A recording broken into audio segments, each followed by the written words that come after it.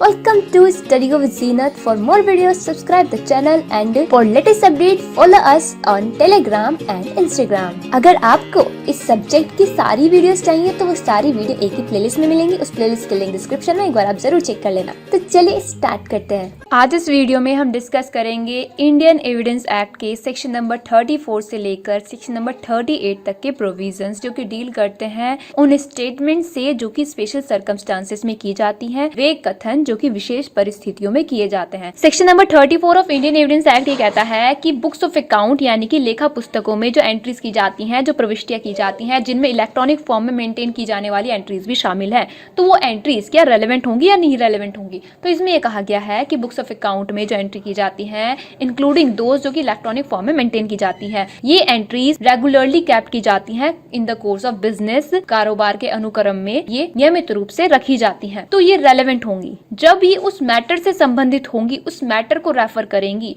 जिस मैटर में कोर्ट ने इंक्वायरी करनी है, कोर्ट ने जांच करनी है। बट ये अकेले सफिशिएंट एविडेंस नहीं है किसी पर्सन को लायबिलिटी से चार्ज करने के लिए, किसी पर्सन के ऊपर लायबिलिटी इंपोज करने के लिए। फॉर एग्जांपल यहाँ पे इलस्ट्रेशन दिया गया है कि जो ए है वो बी के ऊपर 1000 रुपए का वाद लाता है और एक अकाउंट बुक शो करता है जिसमें ए ने ये एंट्री की होती है कि जो बी है वो ए के 1000 रुपए का कर्जदार है। तो ये जो एंट्री है ये तो रेलेवेंट है, बट ये बी के डेट को यानी कि बी के कर्ज को प्रूव करने के लिए अकेले ही सफिशिएंट एविडेंस नहीं है। इस चीज के लिए अदर एविडेंस की भी रिक्वायरमेंट जरूरी है, अदर एविडेंस का कोरोबरेशन भी करना जरूरी है। सेक्शन नंबर 34 को आप इंडियन एविडेंस एक्ट के सेक्शन नंबर 32 के सेकंड क्लोज के साथ पढ़ोगे तो आपको और अच्छे से ये क्लियर होगा। और इसका सेक्शन नंबर 32 का एक सी इलस्ट्रेशन है, वो आप पढ़ना। और यहाँ पे एक और बात मैं आपको बता दूं, जैसे कि आपने पढ़ा है इंडियन एविडेंस एक्ट में कि वही एडमिशन प्रूव किए जा सकते हैं जो कि किसी पर्सन ने अपने अगेंस्ट किए हो। मतलब अगर किसी पर्सन ने अपने अगेंस्ट कोई बात स्वीकारी है तो उसी को उसके अगेंस्ट न्यायालय में प्रूव किया जा सकता है। लेकिन अगर किसी पर्सन ने अपने बिहाफ में कोई बात स्वीकारी है, कोई बात अपने बिहाफ में बोली है, तो उसको न्यायालय में प्रूव नहीं किया जा सकता। लेकिन यहाँ पर सेक्शन नंबर 21 जब रोल में आता है, वहाँ पे एक्सेप्शन दिए गए हैं कि कब कब किसी पर्सन ने अगर कोई बात अपने बिहाफ में एडमिट की है तो उसको प्रूव किया जा सकता है कोर्ट में। तो उस एक्सेप्शन के तहत ही आपका सेक्शन नंबर 34 भी फॉल होता है। जैसे कि सेक्शन नंबर 21 का पहला एक्सेप्शन ये कहता है कि अगर कोई पर्सन अपने बिहाफ में कोई बात एडमिट किया है और वो बात उस नेचर की है कि अगर उस बात को एडमिट करने वाला पर्सन मर जाता तो उसकी उस बात को सेक्शन नंबर 32 के तहत रेलेवेंट माना जाता। तो इस तरह से सेक्शन नंबर 34 सेक्शन नंबर 21 का एक्सेप्शन हुआ, क्योंकि यहाँ पर अगर कोई पर्सन किसी बुक ऑफ अकाउंट में अपने बिहाफ में भी कोई बात एडमिट कर रहा है जो कि book of account regularly kept की जा रही है in the course of business, तो वो प्रूफ की जा सकती है कोर्ट में। तो यहाँ पर सेक्शन नंबर 21 का जो ये एक्सेप्शन है उसके तहत ही ये सेक्शन नंबर 34 भी फॉल होता है। यहाँ पर ये चीज जो यूज हुई है बुक टर्म, इसका मतलब क्या है? बुक का मतलब सिंपली यही है कि बहुत सारे पेपर की शीट्स हैं जिनको एक साथ बाउंड किया गया है एक ही वॉल्यूम में, उसको परमानेंट रिकॉर्ड बनाने की इंटेंशन से। मतलब कि ऐसा ना हो कि कोई फाइल है उसमें बहुत सारे पेज रखे हुए हैं और उन पेज को हम आगे पीछे कर सकते हैं, कोई नया पेज ऐड कर सकते हैं, कोई उसमें जो पेज है उसको निकाल के बाहर रख सकते हैं और पता भी नहीं चलेगा कि कोई पेज आगे पीछे किया गया है या फिर कोई पेज निकाल कर डाला गया है। इन अदर वर्ड्स हम ये कह सकते हैं कि जो अनबाउंड शीट्स होती हैं पेपर की, वो बुक ऑफ अकाउंट की कैटेगरी में नहीं आती है, उनके ऊपर रिलाई नहीं किया जा सकता है। एक केस था हीरा मेहर वर्सेस बीरबल प्रसाद अग्रवाल का। इस केस में बात हेल्ड हुई थी कि अगर कोई अकाउंट बुक रेगुलरली मेंटेन नहीं की जाती है तो वो सेक्शन नंबर 34 के तहत एविडेंस के रूप में रेलेवेंट नहीं होगी। एक केस था ईश्वर दास जैन वर्सेस सोहन लाल 2000 का केस है। इस केस में ये जो दोनों थे ना, ये दोनों मृत थे, इनके लीगल रिप्रेजेंटेटिव ने इनको रिप्रेजेंट किया था। तो इस केस में ये बात हेल्ड हुई थी कि जो एंट्रीज होती हैं बुक ऑफ अकाउंट में जो कि रेगुलरली कैप्ट की गई है in the course of business, ये एडमिसेबल तो होती हैं, बट ये अकेले ही किसी पर्सन की लायबिलिटी क्रिएट नहीं करती हैं। ये बात इस केस में हेल्ड हुई थी। इसके अलावा एक केस है धर्मचंद जोशी वर्सेस सत्यनारायण बजाज, 1993 का केस है। इस केस में बात हेल्ड हुई थी कि जो अनबाउंड शीट्स होती हैं पेपर की, वो बुक ऑफ अकाउंट नहीं है, उनके ऊपर रिलाई नहीं किया जा सकता है। और ये बात हेल्ड हुई थी कि जो बुक ऑफ अकाउंट्स होती हैं वो सिर्फ और सिर्फ कोरोबोरेटिव एविडेंस होती हैं। बुक ऑफ अकाउंट के केस में अदर एविडेंस का सपोर्ट होना जरूरी होता है। इसके अलावा एक केस है, बहुत ही इंपॉर्टेंट केस है ये, जैन हवाला डायरी केस, जिसको आप एलके आडवाणी वर्सेस सीबीआई 1997 के नाम से भी जानते हैं और सीबीआई वर्सेस विद्याचरण शुक्ला 1998 के नाम से भी जानते हैं। तो इस केस में बहुत ही भयंकर स्कैम हुआ था, यानी कि हवाला ट्रांजैक्शन के तहत कुछ पॉलिटिशियंस को घूस दिया गया था। अब ये हवाला ट्रांजैक्शन क्या होता है? हवाला ट्रांजैक्शन सिंपली मतलब अगर कोई पर्सन बाहर रह रहा है और यहाँ से पासपोर्ट वगैरह बनवा कर ले गया है और उसका पासपोर्ट क्या हो जाता है, जो उसकी सीमा है कि इतने टाइम तक आप बाहर रह सकते हैं, वो खत्म हो जाती है, फिर वो इलीगली इमिग्रेंट की कैटेगरी में आ जाता है। फिर वो इलीगली वहां पर रहता है, पैसा कमाता है। फिर अब उसको जिस देश से वो आया है, उस देश में जो उसके रिलेटिव है, उनको अगर पैसे भेजने हैं तो वो एक सिस्टम यूज करता है जिसको हम कहते हैं हवाला ट्रांजैक्शन। और ये जो ट्रांजैक्शन होता है ना, हवाला ट्रांजैक्शन, ये सरासर फॉरेन एक्सचेंज रेगुलेशन एक्ट का वायलेशन माना जाता है, क्योंकि ये बैंक के थ्रू नहीं होता है और ये हाईली सीक्रेटिव होता है। इसमें किसी भी पर्सन की आइडेंटिटी रिवील नहीं होती है। जो एज अ हवाला ऑपरेटर काम करते हैं उनकी आइडेंटिटी रिवील नहीं होती है। दोस्तों ये बहुत ही मजेदार केस है, एक बार इसको आप स्टडी करना, तब आपको बहुत मजा आएगा इसको स्टडी करने में। एक्चुअल में हुआ क्या था, एक एसके जैन नाम का एक हवाला ट्रेडर था जिसके घर में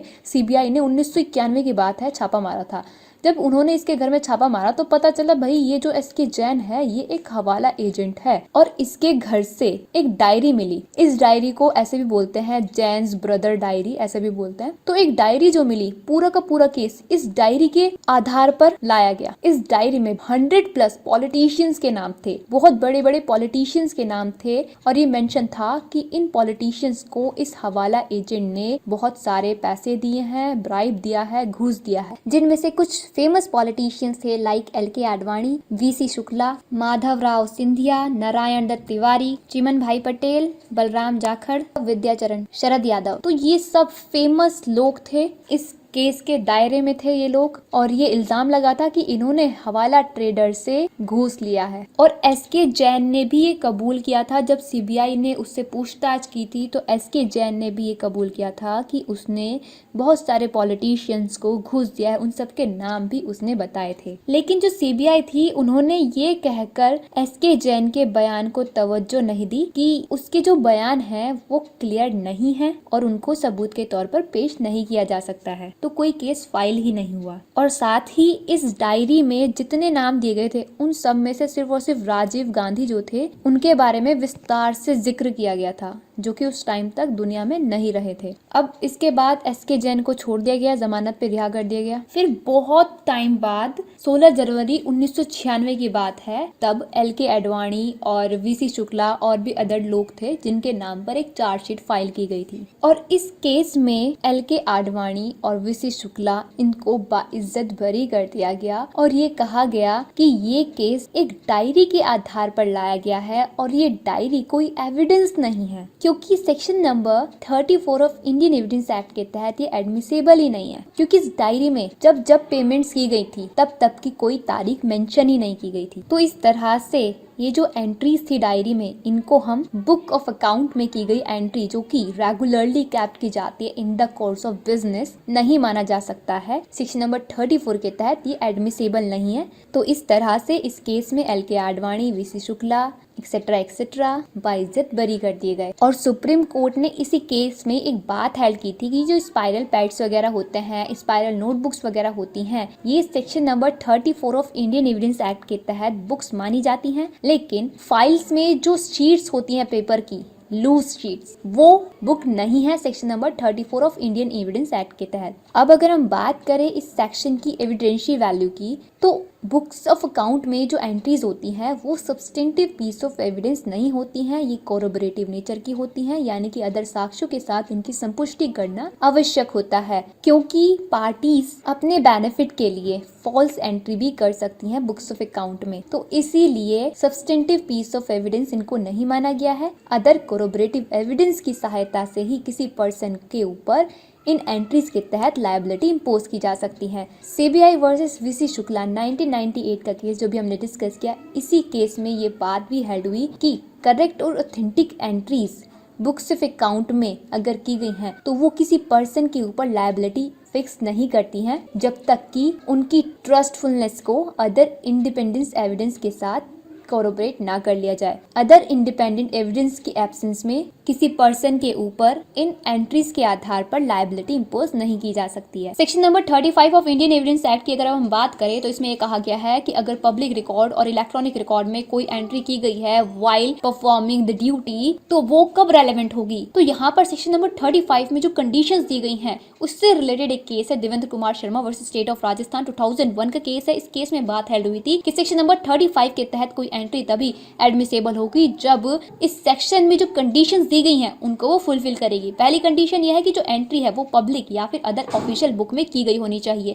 पब्लिक बुक या फिर अदर ऑफिशियल बुक आखिर होती क्या है, इस चीज के बारे में कहीं पर डेफिनेशन नहीं दी गई है, लेकिन section number 74 and section number 78 में कुछ बातें ऐसी हैं जिससे आपको थोड़ा अंदाजा लग जाएगा। 74 में पब्लिक डॉक्यूमेंट की लिस्ट दी गई है, तो इस चीज से हम ये कह सकते हैं कि लाइक जो खसरा खतौनी के रिकॉर्ड्स वगैरह होते हैं, FIR वगैरह होते हैं, केस की डायरी होती है, डेथ एंड बर्थ रजिस्टर होते हैं जो कि पुलिस स्टेशन में रखे जाते हैं, म्युनिसिपल ऑफिसेज में रखे जाते हैं, ये सब पब्लिक बुक्स हैं with in the meaning of section 35 of Indian evidence act. लेकिन अगर कोई प्राइवेट बुक या फिर रजिस्टर है, कोई प्राइवेट बुक या फिर प्राइवेट रजिस्टर अगर है तो वो सेक्शन नंबर 35 के तहत एडमिसेबल नहीं होगा। दूसरी कंडीशन ये है कि ये जो पब्लिक बुक हैं और ऑफिशियल बुक हैं ये पब्लिक सर्वेंट के द्वारा बनाई जानी चाहिए। इनमें एंट्री पब्लिक सर्वेंट के द्वारा की जानी चाहिए while performing his official duty, जब वो अपनी ऑफिशियल ड्यूटी कर रहा हो। अब पब्लिक सर्वेंट की डेफिनेशन आपको इंडियन पीनल कोड में मिलेगी सेक्शन नंबर 21 में। और ये एंट्री या फिर किसी ऐसे पर्सन के द्वारा की गई हो जो कि